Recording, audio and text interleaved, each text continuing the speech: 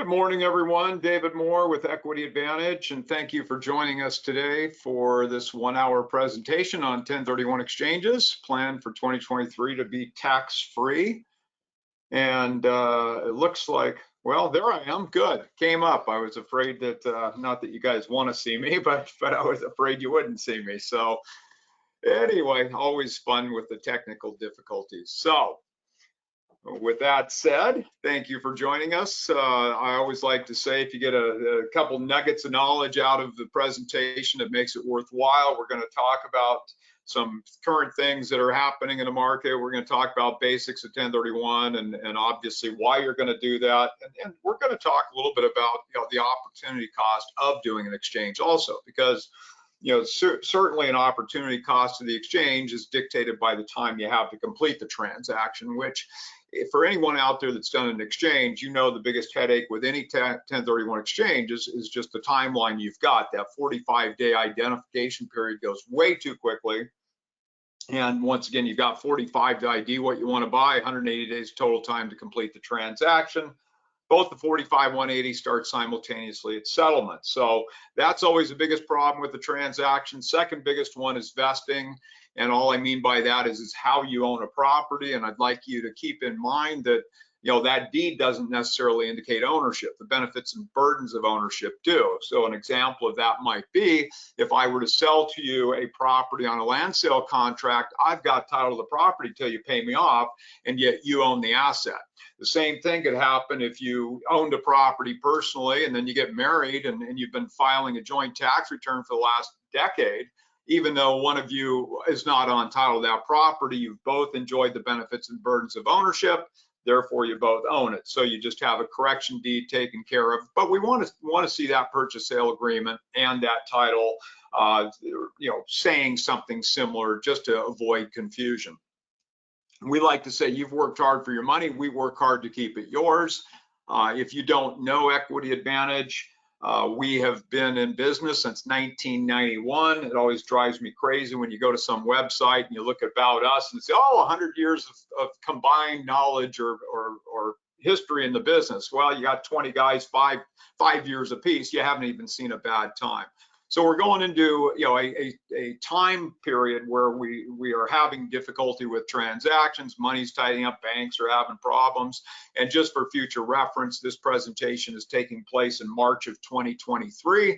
And I think more importantly than ever, you need to be working with companies that have been through a bad time, not with somebody that's never been through a bad time. So that history and time in business is something that's very important, whether you're looking at having somebody handle an exchange or you're looking at maybe buying into, let's say, a DST, Delaware Statutory Trust, or an institutional TIC.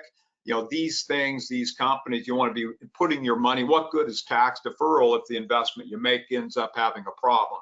So we are going to talk about basis and gain. We're going to talk about something that rears its ugly head in times like we're sort of in with something called phantom gain, where you can have a tax consequence even through a foreclosure or short sale of a property. Now, on a residential transaction, you've got tax relief. Investment properties, you don't. So it's something to be aware of. And with that said, I really truly believe that one of the most important people in your life is good, competent tax counsel. I mean, the whole thing about a 1031 is it's tax deferral. You've got to understand and rationalize this transaction.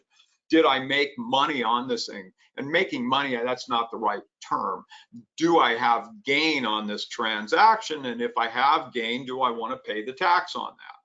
And that's something that you've just got to look at anytime you contemplate a sale. Now, I just said something important.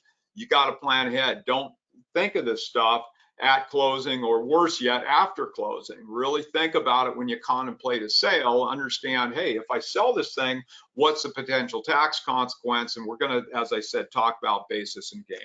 So without further ado, let's get going. And thank you once again for joining us. Get this thing going. All right. Fail to plan, plan to fail. So anybody out there that flies an airplane, you're going to file a flight plan before you take off. If you got a big boat, you're hopefully, or even if you're running rivers, you can hopefully file a float plan, let people know where you are. If you're a diver, you know, the saying with diving is plan the dive, you know, dive the plan. And I'm going to tell you that to be successful in your real estate endeavors, you really need to plan what's going on. You fail to plan, plan to fail. And what's critical in this is with 1031, if you've got actual or constructive receipt of funds from a sale, you've got tax liability. The exchange must be structured prior to close. Now, a lot of times in today's market, we might be looking at a situation where you might find the replacement property before the relinquished property goes away. And in that situation, somebody might have said, well, hey, go ahead, you can buy this thing today and it can replace something yet to be sold. And that's true with the reverse exchange.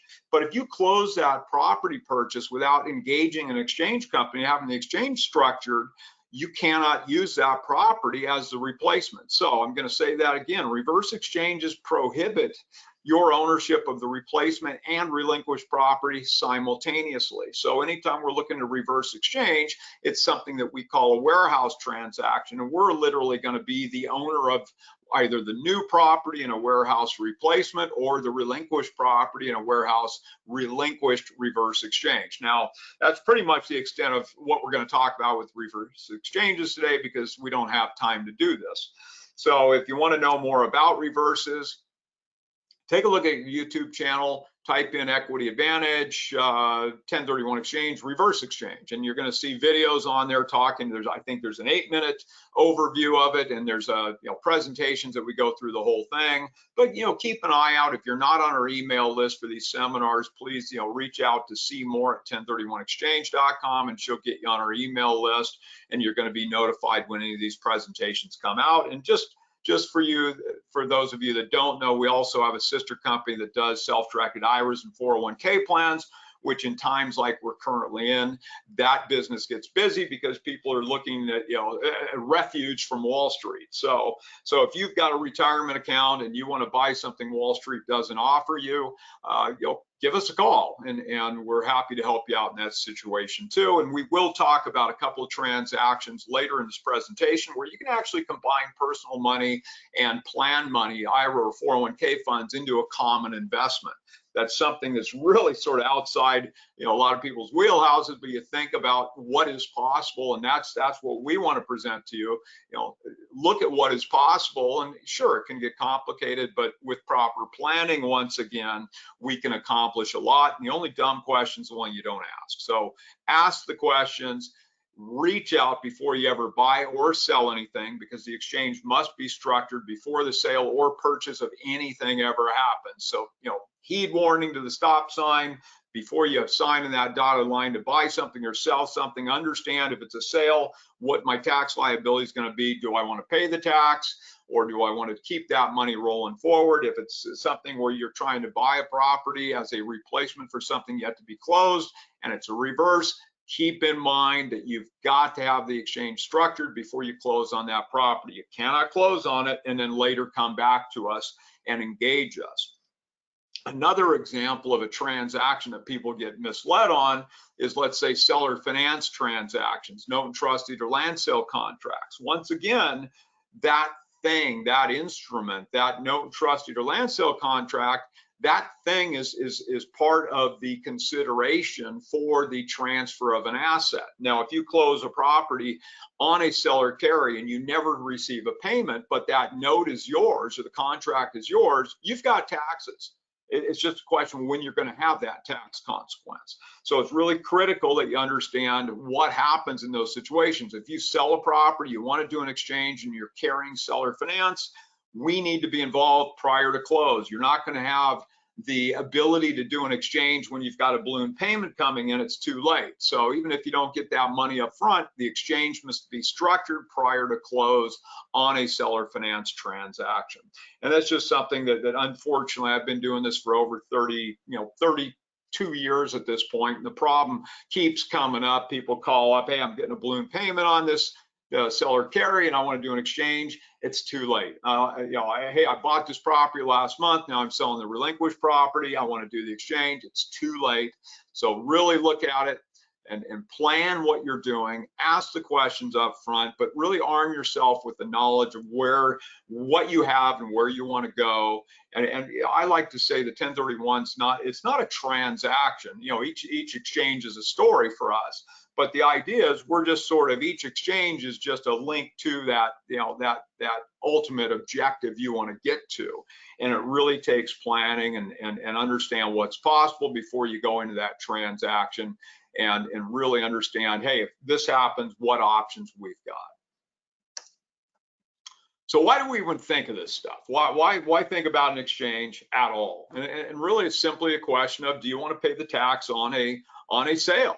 And this is something that I go around and around all the time with people that want to flip properties. I mean, if you go on to some of these, like Bigger Pockets, for example, they've got the BRRRR thing like it's something new. Well, over 30 years ago, we were buying and rehabbing and refining, and then we would not sell the thing. We'd keep the property for a year or two and then do an exchange out of it, because we'd be able to season that thing as an investment, then we do the exchange. Now, if you just buy a property and turn it, even if it took 2-3 years to do that rehab work and you go to sell it, you're paying normal income tax because you held it for resale, not investment. We're going to talk about 9 points to determine dealer status, this Clarkowski court case a little later. But the whole idea is that when you're buying this thing, rehabbing it, you've got an increase in value of that asset, your equity's increased, and you can do that cash out refi without triggering any tax consequence on that thing. Now, you don't want to do a refi and immediate disposition, try and do an exchange, because the government's going to say that's a step transaction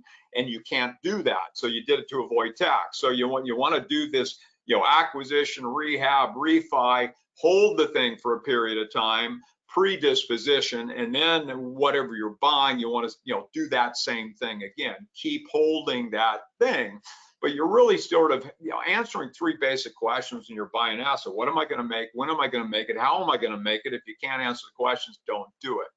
Now this page just talks about, hey, what's a tax hit in something? And gain is simply the difference between your basis and the adjusted sales price. Your basis in a property is what you paid for it plus the capital improvements minus depreciation. So keep in mind that had nothing to do with profit. It's just simply a tax calculation. And if you choose to pay the tax, you're going to look at a federal tax rate of 20 or 25%, assuming it's a long-term gain. If it's something held for under a year, and yes, I said under a year, you could still do an exchange in some cases. It's just a question what your intent was when you bought this thing. And we're going to talk about fallacies of the 1031 process a little bit. But one of them is people get in their mind, well, the code says 2 years. And the code does not say 2 years. The code says 2 years if you're exchanging with a related party. But if it's an arm's length transaction, there's no stated required hold in the code. It has to do more with intent than anything else. But when we get to Clarkowski, we'll talk about 9 points used to determine dealer status. But typically, we're looking at 20% on appreciation, 25% on depreciation. Each state has a different tax rate. Oregon, for example, we get anywhere from 9 up to 14+% today. I mean, it's literally the worst state in the country, short of New York, if you're making over $25 million. So, I mean, it's just crazy what's happening, and they're looking at adding things.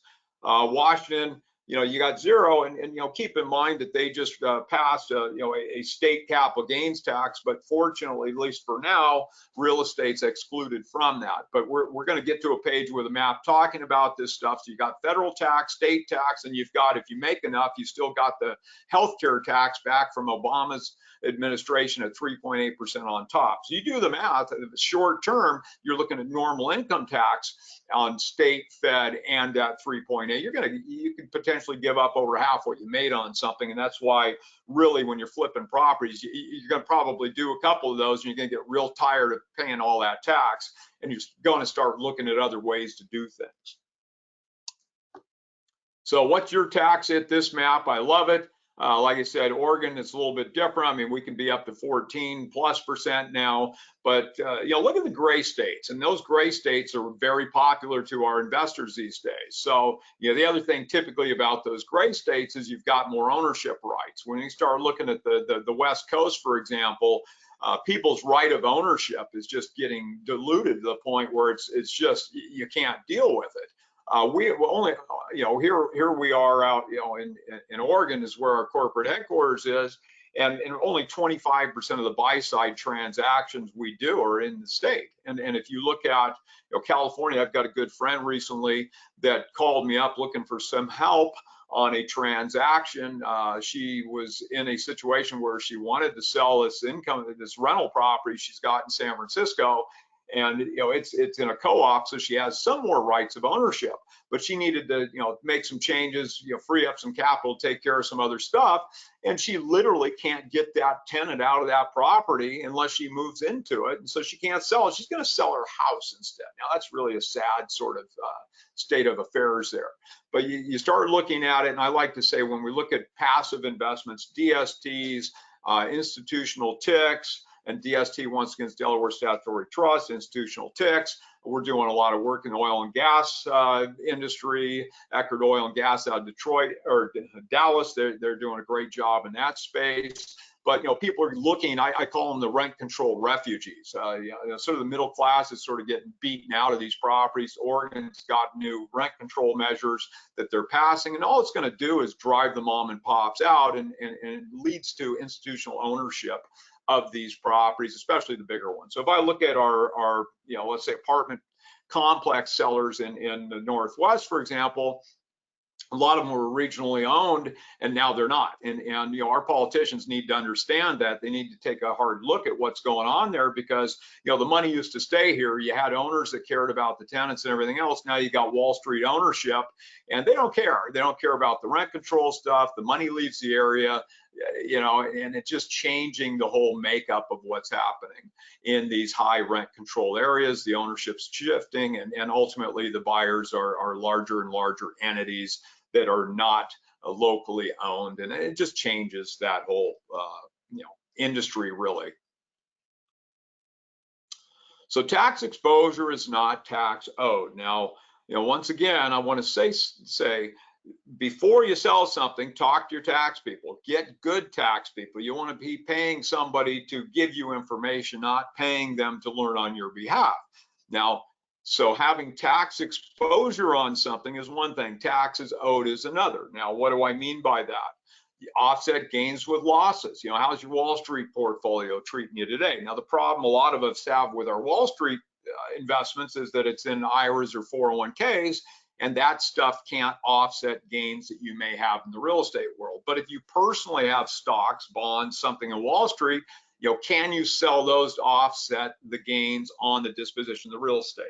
Now, here we are at the end of March of 2023. Our tax people are pretty busy right now, and I'm going to tell you, you don't want to be talking to, well, you want to be talking to them now, but you want to engage them, closer to year end. You want to do that year end planning, because you want to really go through everything you've got going on. And once again, the opportunity cost of the 1031 is this: if you do the exchange, you have to find something in 45 days to do that transaction. You've got 180 days to get that transaction done. And I want to clarify, you've got 180 days or the due date of the tax return. So if we're in a situation where you close late in the year, you want to file an extension, don't file your return until you've completed the transaction. So if you're not going to close until April 15th, let's say, you want to file an extension to complete the transaction.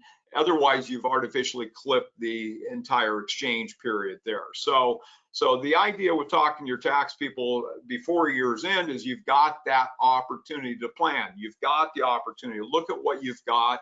Hey, I've got this gain exposure on this thing. Can I offset it with a loss over here? I've got it.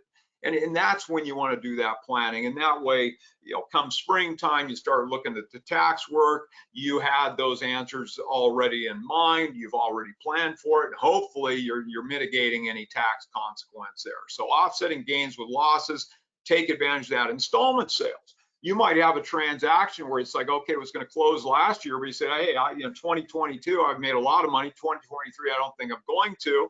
You just said, sell it using an installment sale. A structured sale is a cash transaction where the buyer's coming in with new financing and closing out, cashing you out on it. But the structured sale would allow you installment sale treatment on that transaction, even though it was a cash transaction. Deferred sales trusts are just sort of another form of that type of transaction too. UPREITs are, I would say, the ultimate installment sale. Now, anytime we're looking at installment sales, structure or installment, if you've got that installment sale situation, you're going to have tax exposure on debt relief and depreciation recapture in a year disposition, even if you never received a payment on that thing. So I'm going to say that again.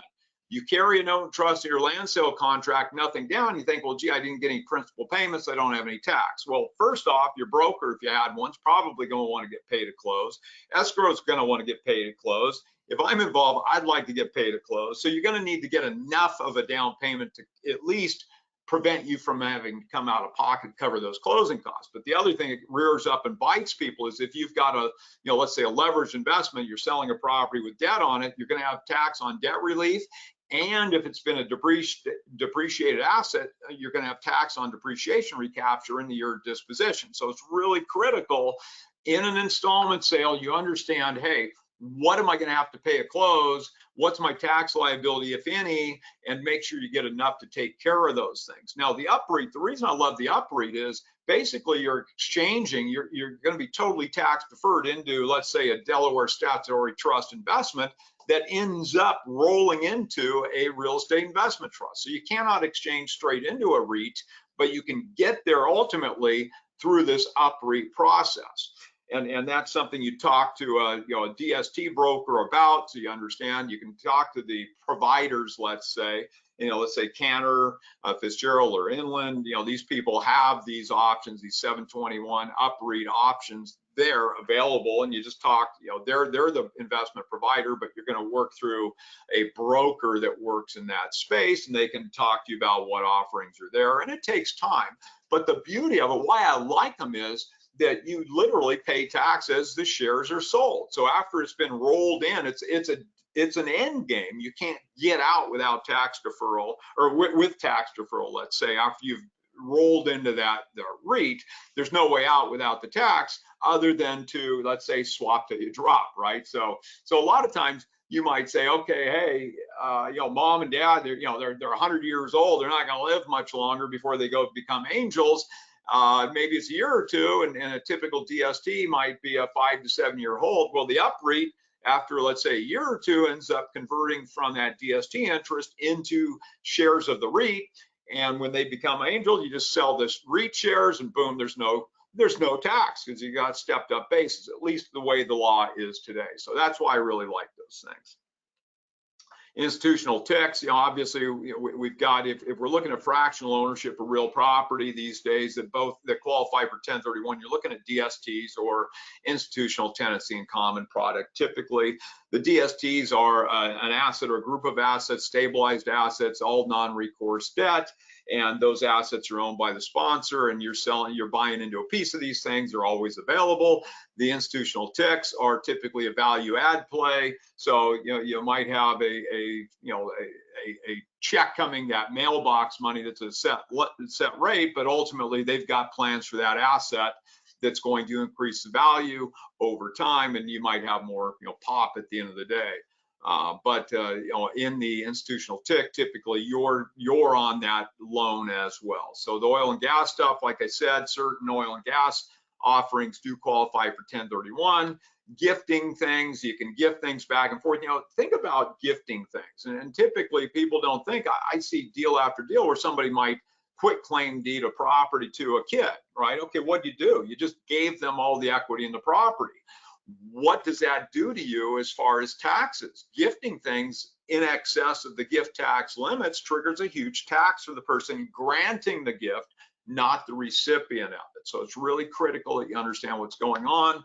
And the other thing that people are doing a lot of right now is OZs or QOZs, opportunity zones. And I look at them sort of as a Roth IRA. You've got limited tax deferral into that thing, but what you make on it, if held through maturity, is tax free. So once again, I'm going to say that you've got limited deferral into it, but what you make on it held through maturity is tax free.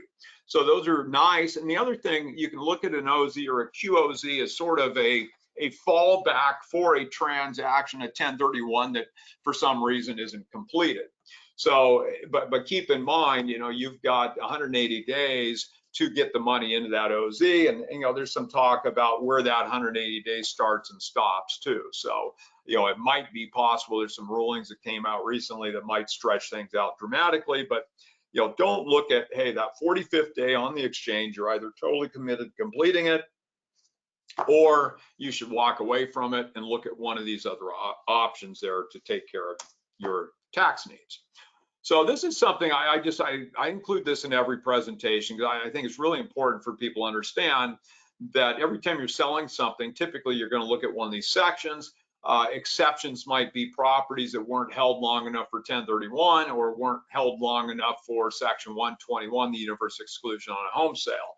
And I want to stress that on Section 121, the exclusion for a home sale, this rule was put in place 1997. When you sell a property, an individual gets $250,000 gain tax-free, a married couple gets $500,000 tax-free. You can do that once every 2 years.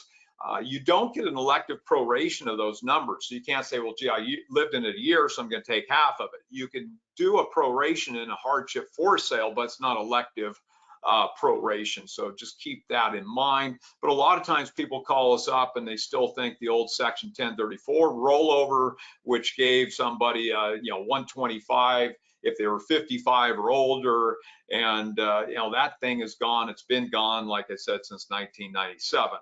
So there are reasons that we're, you know, looking at both of these. You can have a property that might be your home. Think about that 250 or 500. In 1997, that meant something. Today, it really means very little. The number of people that have houses or their primary residence with gains in excess of 250 or 500 is dramatic. And so, you know, a lot of times people will come into us and say, well, gee, my gain's $1 million. I only get a $500,000 exclusion. I'm stuck. No, you're not. Depending on what the home is, you could have a single asset sale that's part 1031, part 121. You know, a normal example or an easy example to comprehend is a duplex half owner occupied, let's say. But you could have a large home, you know, on you know, let's say a ranch. I mean, you've got the working land and you've got the home.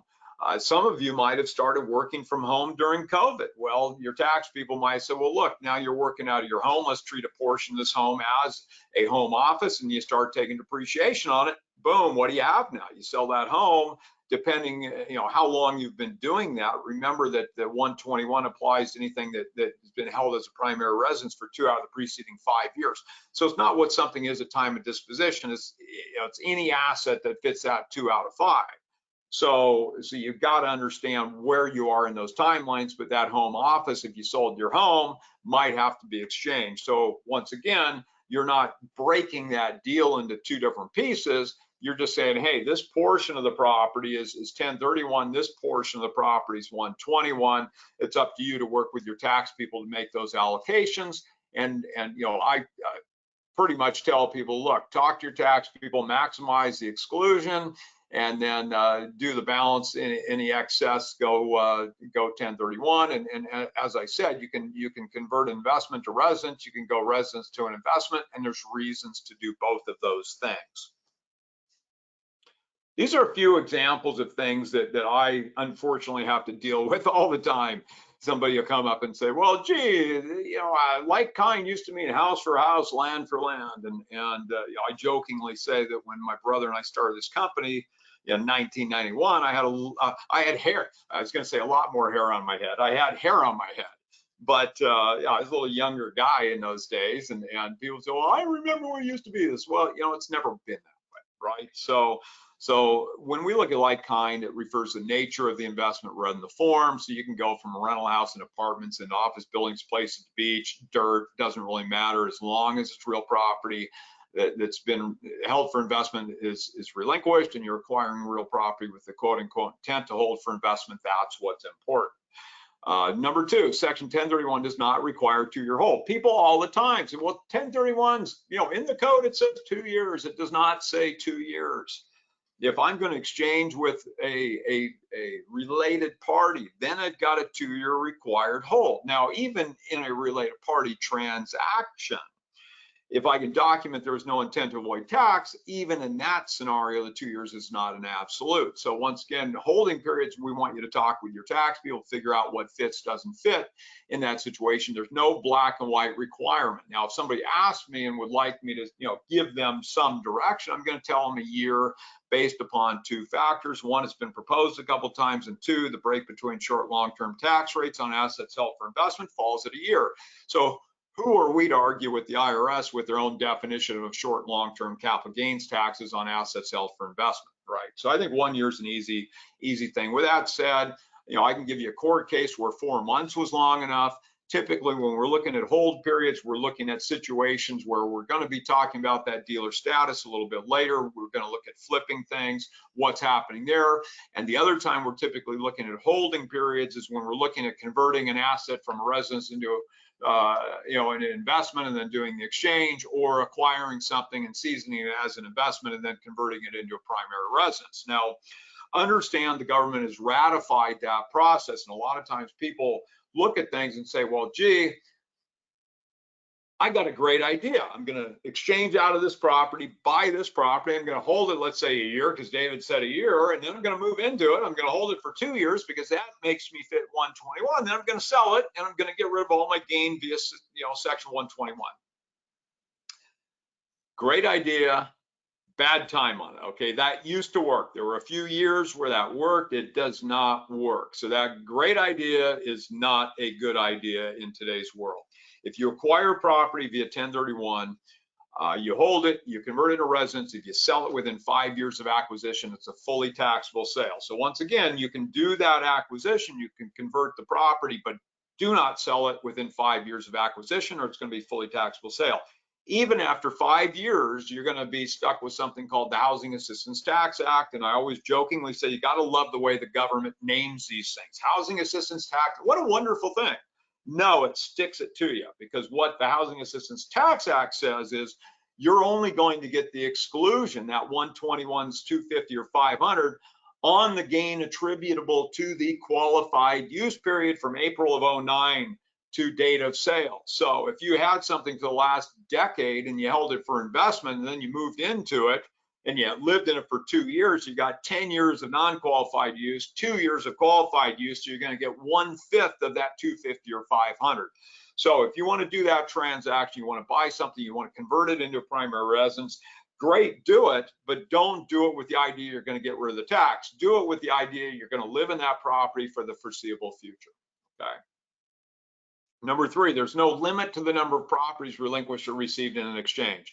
I'm going to say that again. There is no limit to the number of properties relinquished or received in a 1031 exchange.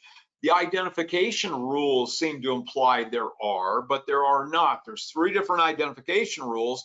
Each works independently of the others. And we're going to talk about those in a little bit.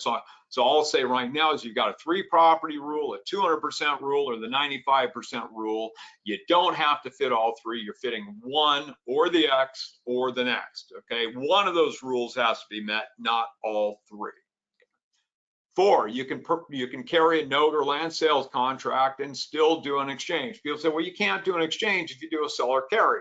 There's actually 5 different ways you can do it. All right, so don't let somebody say that. But as I said at the top, we have to be the beneficiary of that note at close. If not, if you've got that note in your possession, that note typically represents equity. The exchange requires all value and equity be carried forward. You've got a tax problem. So the note has to be the accommodators at settlement if you want to defer things. And it's a question of what we're going to do with that note to get you tax deferred on it. All right. 5, this one is critical in today's world. People always say, well, you have to replace the debt in an exchange. I hear that all the time.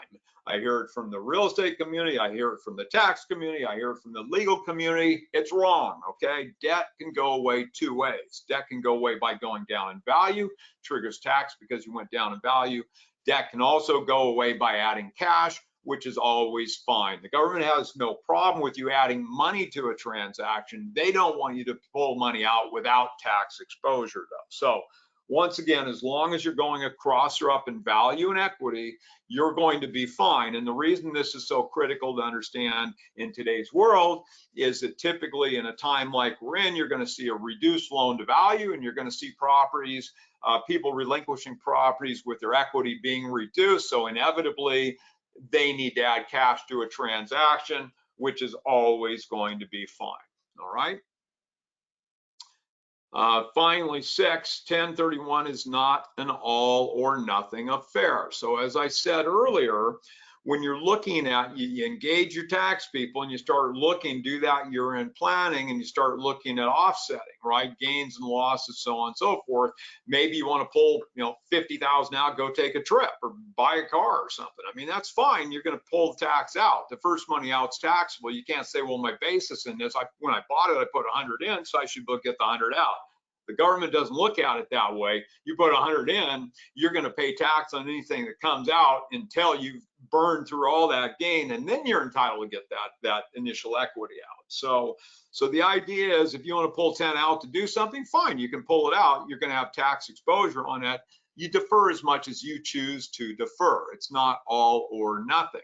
So really look at it, and don't, every dollar more that you spend on something that you want costs you $1. If you don't spend it, maybe it's costing you somewhere between 20 and 50 cents, right? So just understand what it's going to cost you and figure out what's going to fit your needs. So when we're looking at timelines, seasoning things, converting assets from investment to residence into investment, this Racine case, I mentioned earlier, the court case, 4 months in this case was long enough. So, in this transaction, what happened, they bought a property, documented that they bought it with the intent to hold it for investment, documented advertisements for rent, documented the showings. After 4 months, they moved into it, they got audited, they got taken to court, they prevailed in court after a 4-month hold. Now, I'm not going to say that that's something I want to lean on, but this is an example of that circumstance dictated a change. Now, other examples of that type of thing happening is I had clients pre-COVID buy a property, and then shortly after they buy it, we had several states where the governors basically, oh, you don't have to pay the owner of the property. Well, meanwhile, the owner of the property is not being told they don't have to make a payment. So it really puts some people in a bad spot. And in that situation, I had clients that had just bought a property, and a couple months later, they're selling it because they can't afford to keep it. And in that context, you're just going to talk to your tax people, rationalize what's going on, and move forward. And this is just an example of where something like that, and with abbreviated hold, has been supported, and it has intent is more important than time.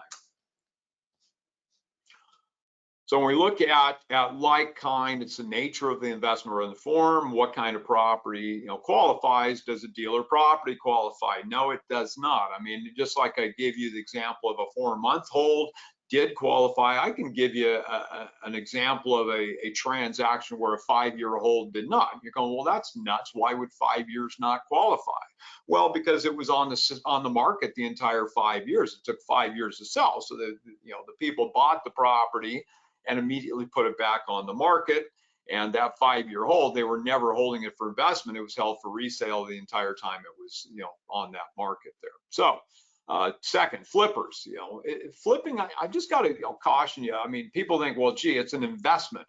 I talk to people when we're doing retirement accounts, for example, and they say, well, are you self-employed? Yeah, I flip properties or, whatever's going on. Flipping property is a business.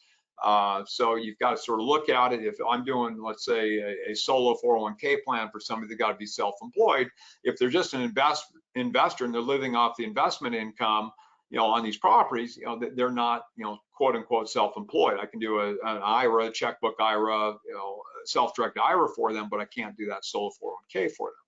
But if you're buying, flipping property, that's a business. So, one, it doesn't qualify for 1031. Two, you're paying normal income tax on any income or gain attributable to that flip.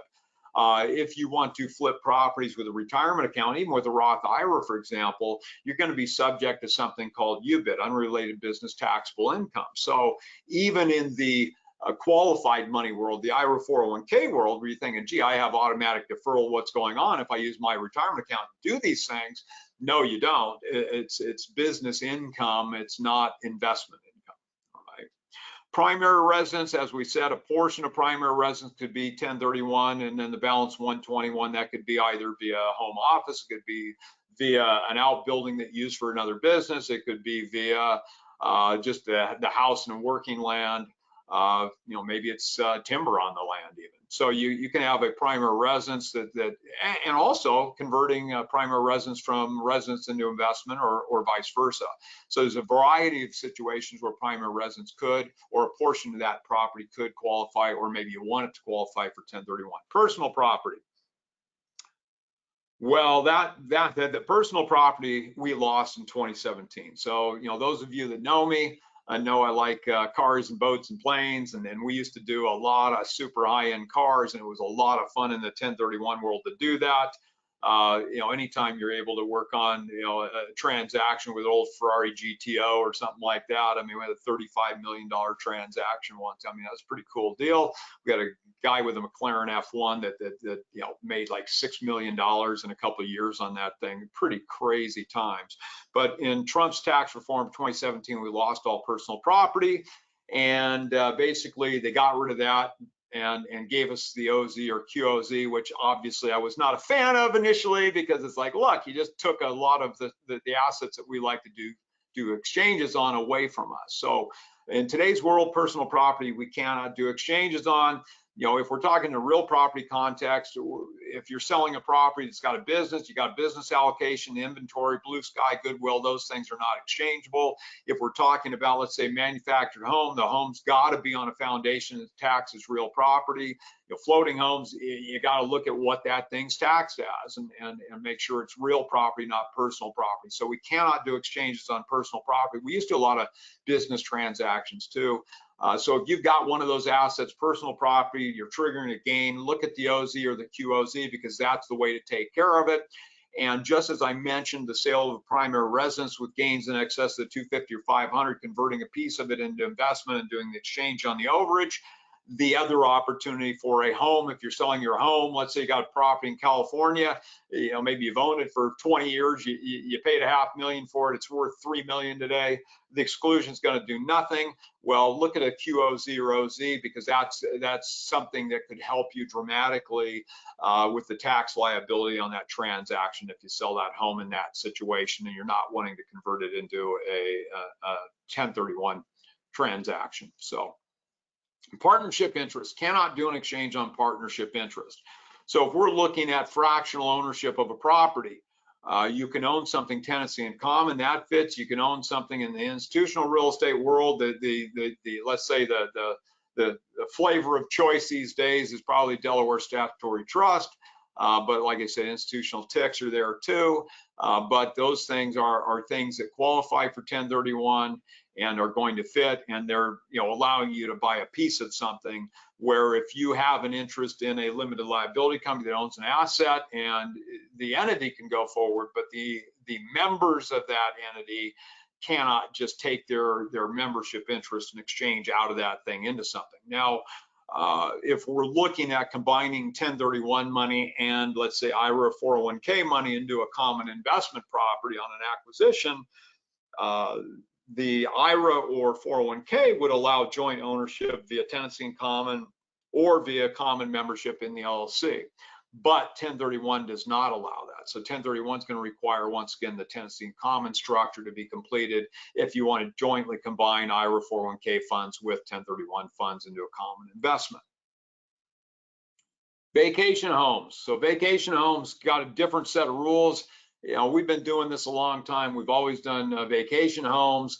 But for years I'd get in arguments with tax or legal people. Say, oh yeah, you can't do an exchange of a vacation home. And I'd say, well, look, name a better investment that person's made.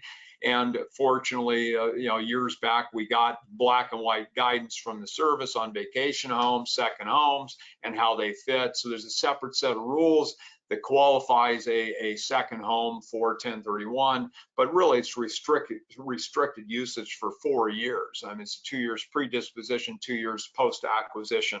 If you got questions on second homes, give us a call. We'll send you some information on that. So I like simple, the old KISS principle, keep it simple, stupid, right? So I like to break the exchange into 4 pieces. 1, it's got to be an exchange. 2, what's going to receive have to be a like kind. 3, we got to go across or up in value and equity. We call that the napkin test. Finally, we've got to have continuity vesting. So, when we look at the exchange, as we said at the very beginning, you're going to give us something, we got to give you something back. Period. That's the exchange. You're selling to somebody, you're buying from somebody, but we're being inserted into that transaction. So when you tell us go, and once again, you have to tell us go before you buy anything or sell anything. If it's closed, it's too late. So what we do is we want to know, your contact information. We want to know who's handling the escrow number, phone number. We're going to reach out, get a copy of the title report, purchase sale agreement. We're going to draw up an exchange agreement. We're going to draw up an assignment agreement, which is the document that allows us to assume all rights and obligations of the taxpayer, seller of the relinquished, and buyer of the replacement property.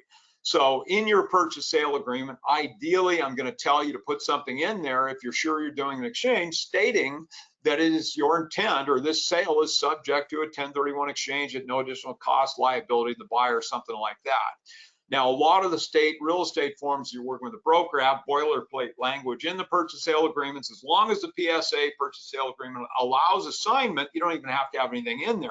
But if you don't have anything in there stating you're going to do it, who's letting escrow know? I mean, you wouldn't believe the number of transactions that I've gotten involved with after the fact where the taxpayer thought or said they wanted to do an exchange, but there was nothing there and it got closed before it got set up. So as I said, I think it's best to put something in the purchase sale agreement specifically stating this is what you're doing. That way it's a term or condition of the sale or purchase and it can't close without it being structured. But that assignment agreement is what allows us to do what we need to do. Then we're going to have escrow instructions telling escrow what to do on that transaction. And if you haven't done an exchange, it really simply just puts us on as a seller or buyer. We're the accommodator. You pay us a fee to structure that exchange. And we're going to sign as a seller of the relinquished and buyer of the replacement property. You, the exchanger, are going to sign read and approved as the exchanger. That's it. Phase 1 is what you give us. Phase 2 is what we give you back. If we're doing reverse, all the stuff's got to be in place before they close. We're going to be the buyer, and you're the exchanger once again. An improvement exchange is a warehouse type of transaction. Reverse exchanges are warehouse type transactions because, as I said at the top, you cannot own both the new and old properties simultaneously. So we're going to create a limited liability company that we're the member of to take ownership of the property. If it's reverse, we're just going to own it until your property sells, and we're going to give you the property. If it's an improvement exchange, while we're sitting on it, we're going to be building things. So that's really the difference. A warehouse replacement reverse exchange and improvement exchange are the same structure. As they use the same warehousing strategy. Warehousing just means we're taking ownership of something during an interim period. Another example of a warehouse transaction would be, let's say you sell a property and the buyer on that stack of consideration is a property. Maybe you agreed to take a rental house, free and clear rental house, maybe it's $500,000 towards a $2 million sale, and that's partial consideration, but you don't want that rental house. So that rental house would come to us via that limited liability company. It would be sold. When it's sold, then we have the balance of the equity to go forward, and that's just another example of a warehouse transaction. Like kind, as we said, refers to the nature of the investment rather than the form. So, land is going to be like kind with a rental house, like kind with apartments, office buildings, industrial buildings, land, doesn't really matter, a place at the beach to retire into. I want to point at the 10 o'clock position there though. 30-year leasehold interest in real property. So you don't have that deeded ownership, but you got a 30-year leasehold interest or extensions to that lease to 30 years. Those things constitute like kind real property. So you wouldn't necessarily have to have the deeded ownership. You could have leasehold ownership if it's of long enough duration, 30 years, or with extensions of 30 years, it's going to qualify as like kind. The napkin test is what tells us what you have to do to be totally tax deferred. So you need to go cross or up in value and equity between the relinquished and replacement property. As I said earlier, it's not all or nothing. Anything that you receive that's not of like kind in the exchange is called boot and taxable to you. As soon as the boot received exceeds the gain, there's no benefit to the exchange. So what I just said is this.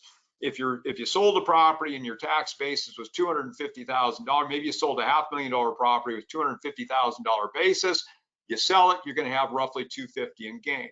So let's say your perfect replacement property is $400,000. So you just spent the difference between the $250,000 basis and the $400,000. You've got $150,000 of gain that's sheltered via the exchange, and you'd have tax exposure on the difference between the 4 and the 5. So it's not all or nothing. Every dollar you spend over your basis represents tax deferred gain.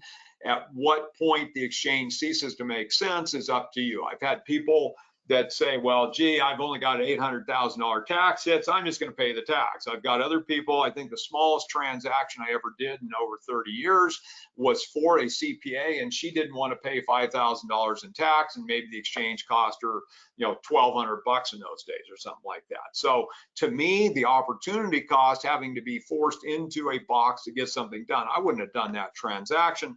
And in today's world, you just got to sort of look at what you're seeing or what you think's going to happen in the investment world here.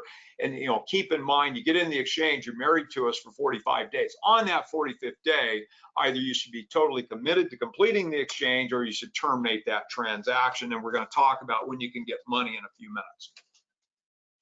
Continuity vesting is, as I said at the top, the second biggest problem with an exchange. And the reason it becomes a problem is you might have a rental house and you get another rental house and you get another rental house, and your lawyer says, you know what, you've got liability, let's shove them into an LLC.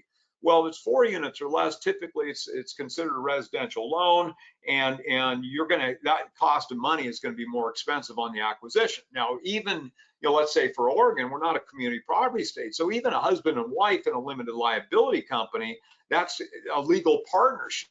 Okay, so you can't go in and out of that LLC through the transaction. The entity can go forward fine, but using that, you had one rental, the next, and you spouses. And you go to buy that replacement property, now you're coming to me and say, well, gee, the cost of capital with the LLC is more expensive. We want to take ownership personally. I'm going to tell you, you can't do it. So we need to, that partnership issue gets to be a very, very big problem. So it leads to something called a drop and swap or a swap and drop. And once again, that's a topic we're going to talk about in a more advanced class. But just understand that the entity, once again, that legal partnership can do an exchange, but the members themselves cannot just exchange into or out of a membership interest in a limited liability company.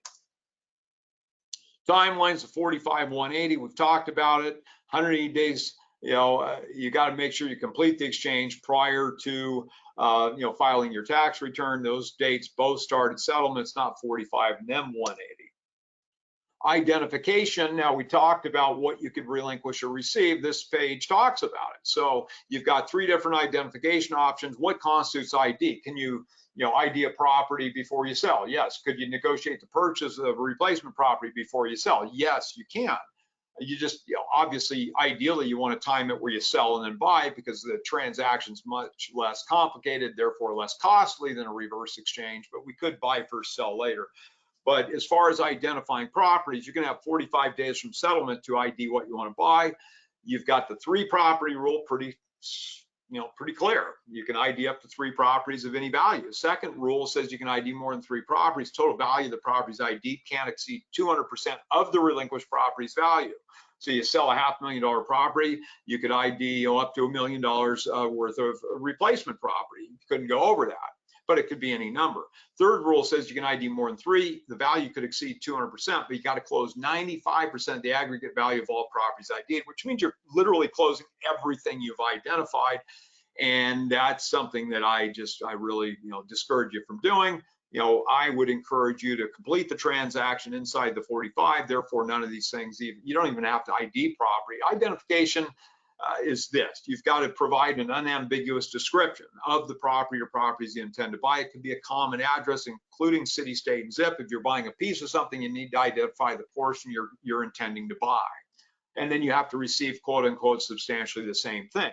So let's say you're going to go buy a property with 3 other people. So you're buying a quarter of it, and you ID the entire property, you only pick up a quarter of it. You didn't receive substantially the same thing, therefore that ID is not valid. All right, so once again, only one of these 3 needs to be met. Now this slide is critical because when we get that ID thing, we look at that 45th day. I'm going to tell you, do not identify a property just in case, okay? When you get to the 45th day, you're either totally completed the transaction or you should terminate it, okay? And the reason I say that is if you ID a property, I cannot legally give your money to you until you've satisfied what's called 1031-G6. 1031-G6 means that the taxpayer cannot receive funds from the exchange company until they purchase everything they have the right to buy. So that means at no time inside the 45 days are you able to get that money. After the 45th day, you can receive the funds after you've purchased what you have the right to buy. Now on our ID form, so after you've closed a property, we're going to send out an ID packet. It's going to give you the 45th, 180th, say how much money we're holding, and give you the ID rules and a form to fill out. And it's going to, we sort of, when they clarified the position on 1031-G6, you're saying, well, what's the big deal, David? I mean, I'm going to pay the tax anyway. Why not just give me the money? Well, because what the government has said is if we as a company don't honor 1031-G6, every exchange we have done or do is something that does not qualify. So if you're working with, this is a saying, the accommodating accommodator, and they're just going to give you your money, that's a big problem. Nobody in this business that does this professionally and understands what they're doing is going to give you money outside 1031-G6 because they just torpedoed every exchange they do. So in today's world, it's really critical that you understand, hey, on the 45th day, I'm going to complete the transaction or I want to pull funds. And the reason I say that is if you ID'd a property just because or just in case, and let's say on day 70, you find the property you really want, you say, hey, David, I want the money, I can't give it to you. So really at that 45th day, you're totally committed to completing the exchange or you should terminate the transaction. We made a change on our ID form when the rulings came down. This was around 2000, I think. And we made a tweak to our ID form. The ID form basically gives you the ability to identify multiple properties, but then there's a blank there that states you reserve the right to buy blank of those. So you could ID 3 properties and just write in it. If you're IDing the 3 to buy 3, then you're going to put 3 in there. If you ID 3 to buy 1, then you're going to put the 1 in there. So let's say you ID 3, reserve the right to buy 1. Now you've closed on it. Now you're outside the 45 days. You don't, even though you ID 3, you don't have the ability to buy anymore because you restricted your ability to 1. And let's say you got $10,000 left in the account, I can give you the 10 at that point. That's why that's important. But these are questions where I always like said, the only dumb question is one you don't ask. So just know those things are happening. What are we saying? I've got this slide and a couple examples, and we're done. I know we're out of time. Got started a couple minutes. Well, not out. Yeah, a few seconds. We're out of time.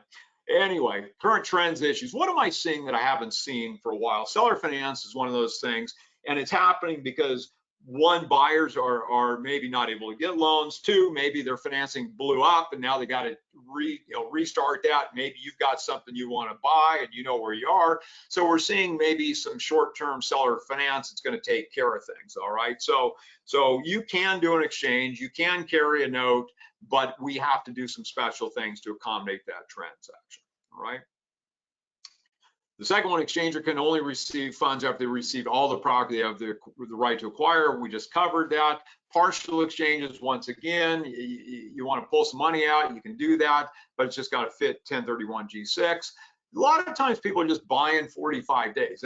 Maybe right now it's hard to get a hold of their tax people. They don't know what their tax liability is, so they're just going to say, hey, I'll pay a fee. Buy 45 days to complete, to sort of see what's there. And if at the 45th day I don't have anything, I'll terminate the transaction. Day 46, I can get your money. Failed exchanges. All right. So failed exchange means you're into this thing and you didn't find what you wanted. understand that you've got that opportunity to fall back into a QOZ or OZ, a qualified opportunities zone, or OZ could be a solution to mitigate some of the tax consequence for you. Obviously, we've got people maybe buying more stuff, or maybe they're downsizing things, or maybe they're just moving into DSTs, TICs, oil and gas, passive, that mailbox money. Lots of those transactions are happening. And I like to just say it's the rent control refugees there.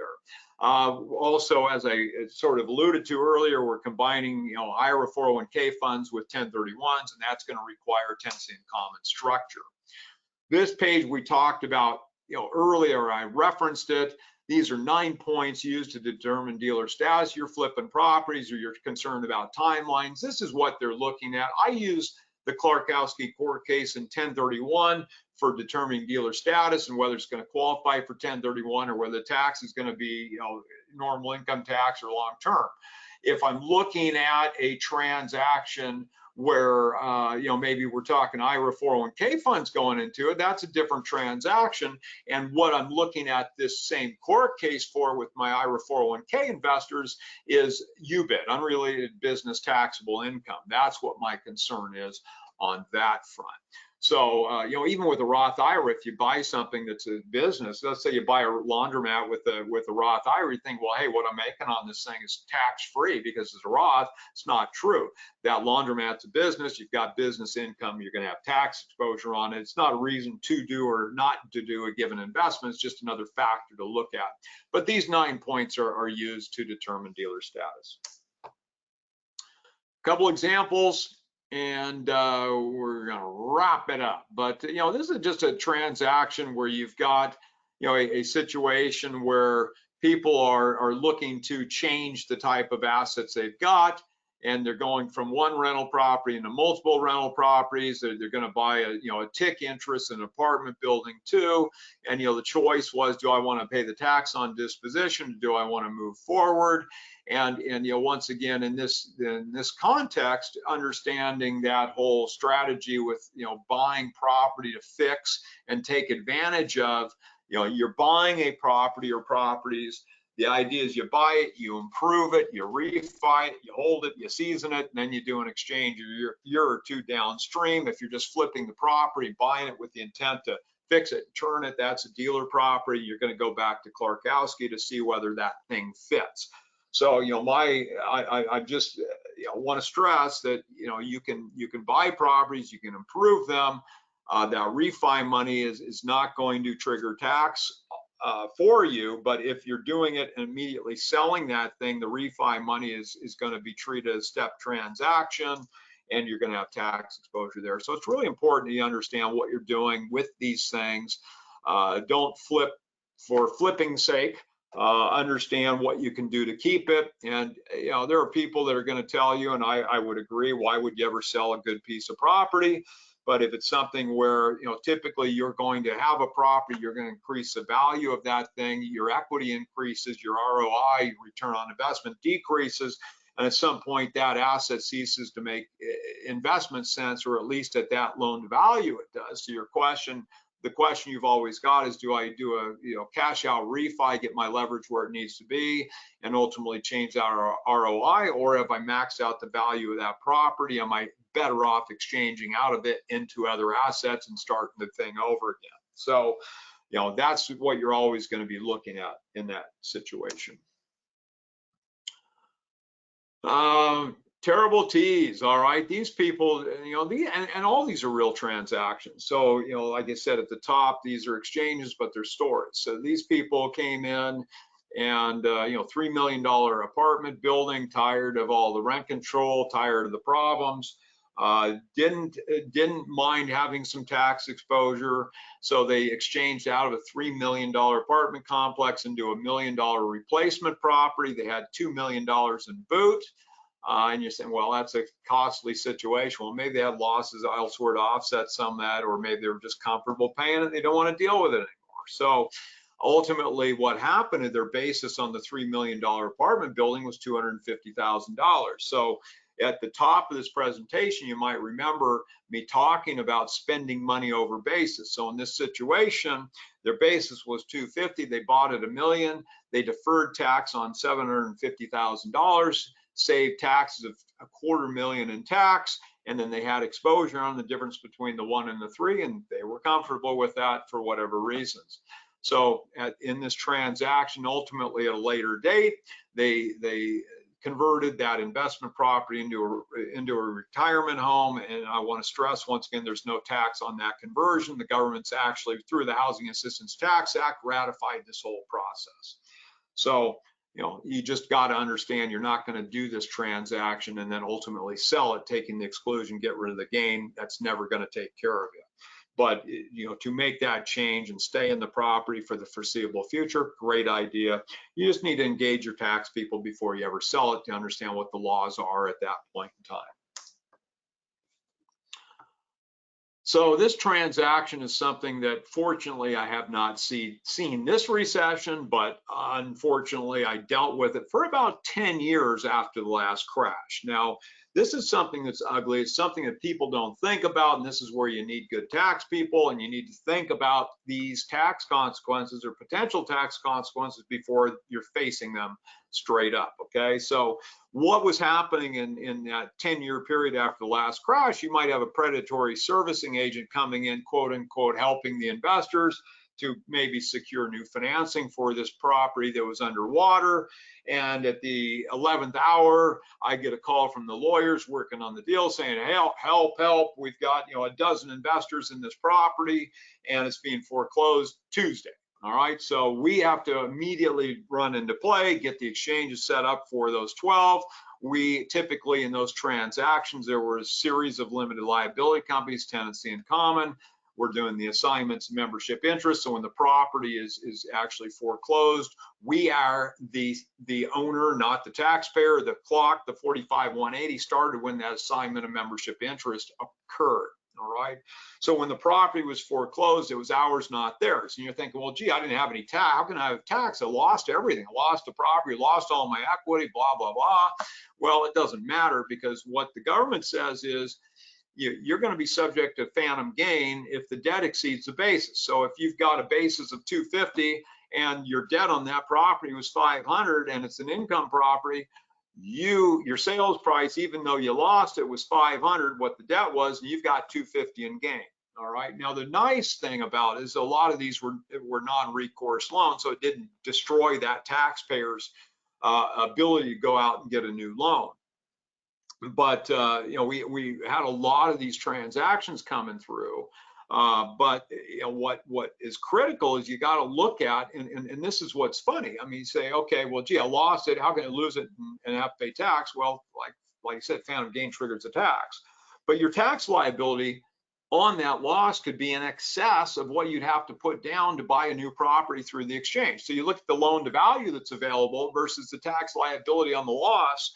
And it was cheaper. People would have to come out of pocket less money to do the exchange buying something, because you just have to buy using the numbers I gave you, the 250 and the 500. They just have to come out of pocket, you know, enough to buy another $500,000 property. And that's what we did a lot of during that decade after the last crash. So I hope I don't see this happen going through this one. If this happens, you know, sort of, you know, things are slowly eroding. If we do go into recessionary times, we have these transactions, just be aware that phantom gain can trigger tax, even though a property is lost to foreclosure or short sale. This is a transaction where we're just converting a primary residence into an investment, because you had a $3 million gain on a primary residence. The exclusion only gave you $500,000. These people are very aggressive. He was a lawyer, she was CPA. They got referred in by another law firm. We told them to move out of the house. They went from $1 million tax liability to no tax, bought 24 different properties, closed them all inside the 45 days because they had to work with that 95% rule and didn't want to worry about a failed purchase, torpedoing, and triggering $1 million in tax. So, you know, once again, they had a $500,000 exclusion. They were going to get clobbered $1 million in tax, and we took them from $1 million in tax to zero tax by converting the asset from primary residence into investment. When they sold the property, they were still entitled to $500,000 exclusion. The overage went 1031. Last example, then we're done. So this is an example. I just sort of, it's a curveball to you. It's enticing you to come listen tomorrow.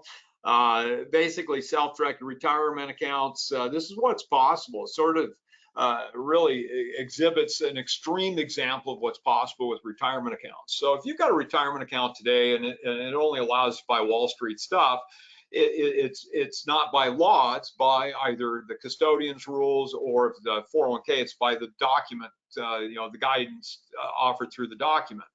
So, a self-directed IRA, just for the sake of the conversation, can be structured as easily as moving, and it's not all or nothing, the money you want to use in self-directed capacity from a trust company that won't allow you to do what you want to one that does. That's how easy it is. If you want a checkbook IRA, we're just strictly inserting an IRA-specific limited liability company between the trust company and the ultimate investment. If we're doing 401k plans, like I said, if you're a real estate broker, you want a self-directed retirement account, you don't have employees, I'm going to do a 401k plan for you for a variety of reasons. But in this situation, a husband and wife retired, came to us, said they wanted to buy a mobile home RV park, said, okay, fine, we'll do a checkbook IRA. Then they said, well, they wanted to live there and be the on-site managers, taking compensation and live there. Both of those things would constitute prohibited transactions, blowing up the entire structure. So we shifted gears from a self-directed IRA into what's called a rollover business startup, creating a 401k plan, a C Corp. So we moved his and her IRAs into the 401k plan. The plan bought the corp bought the park. They got an investment, a place to live, and a job, all with that one transaction. So never say never. There's no such thing as a dumb question. And this is a prime example of what is possible if you've got access to information and the resources to get these deals done. So I hope that opens your eyes a little bit to what is possible. Thank you very much for joining us today. If you've got questions on virtually any aspect of a 1031, please take a look at our YouTube channel, like and subscribe. There's 100+ videos up there on all aspects of 1031. And if you look and you can't find what you want, please reach out to CMoore, CMOORE at 1031exchange.com, and give her some guidance. If you say, gee, I want to know something about this, let us know and we'll create the content for you. And obviously the Instagram, Facebook, and sign up for our newsletter. It really helps us out. But I hope today's presentation was helpful, and I look forward to hearing from you. And keep that chin up, work on where you want to go. Recessionary investing, you can either go and hide, or you can take advantage of the opportunities that may come up during it. And like I said, 1031 is not always the right thing, because in times like this, maybe you sell, maybe you realize the gain, and now you've got money ready to go jump on what you want to jump on when it's ready there. So as I said earlier, we've got a number of people that are doing partial transactions. They're just buying 45 days, but really look at it with educated eyes and understand where you're going. Talk to your tax people, understand the tax repercussions, and understand what options you've got. Once again, David Moore, Equity Advantage, 1031exchange.com. Thank you so much for your time today, and look forward to hearing from you soon. Bye-bye.